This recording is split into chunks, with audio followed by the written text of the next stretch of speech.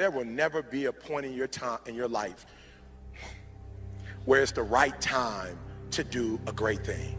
If you're waiting for that perfect moment, that perfect timing, it's not going to happen. You know what you have to do? You have to create the perfect time and the perfect opportunity and the perfect situation.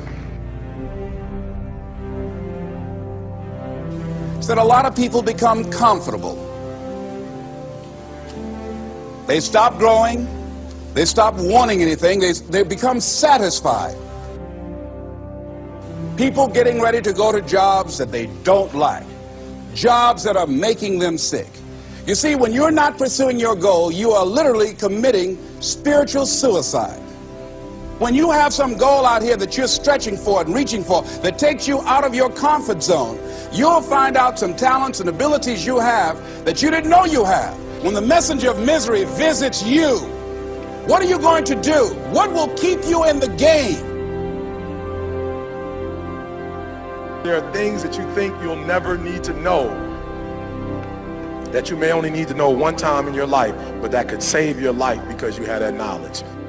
Unless you attempt to do something beyond that which you've already mastered, you will never grow. What is it that you looked at some point in time and you decided that you couldn't do it, that you talked yourself out of it? You're waiting on your next door neighbor to make it happen for you. It may not happen. If you're waiting on your mother or your father, they may be so ancient in their thinking that they don't understand this opportunity that you have. And if you're waiting on them, it may never get done. You don't beg average people to be phenomenal. You don't beg good people to be phenomenal. You just are phenomenal, and you will attract phenomenal. What reason can you remember that you can call on, that you can reach on, that can make you get back up? Find that reason. If you're not where you are, if you're not where you want to be, if you don't have what you want to have, if you're not where you think you should be at this particular place, it has nothing to do with the system, but it has everything to do with the fact that you're not making the sacrifice. I want you to make that dream become a reality, because if you don't, you will be working for somebody else to make their dreams become a reality. Everybody is against you or don't believe in you no more. And let me tell you something, that's a lonely feeling. It's a lonely feeling, particularly people that you're doing it for. Most people take their greatness, take their ideas to the graveyard with them. Listen to me, if it was easy, everybody would do it. There are people right now who are working who don't want to work. There are people who hate their jobs, but they keep getting up to do it. The wealthiest place on the planet is the graveyard. Because in the graveyard we will find inventions that we never ever were exposed to. Ideas, dreams that never became reality. Hopes and aspirations that were never acted upon. Question is, what are you going to do with your time? What drives you? And greatness is a lot of small things done well.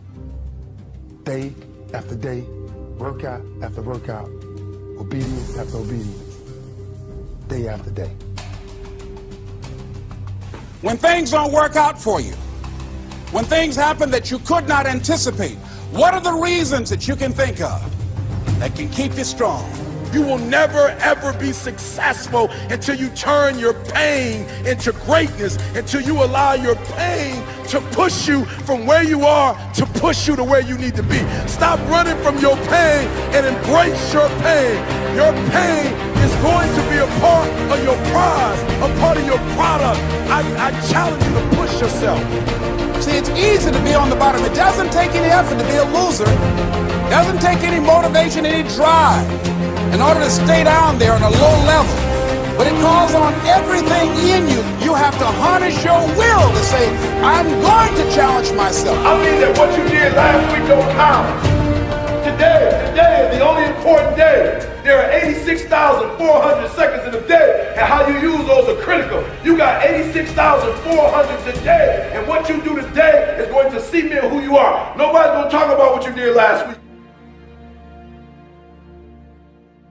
That the biggest enemy you have to deal with is yourself. There's an old African proverb that says, if there's no enemy within, the enemy outside can do us no harm.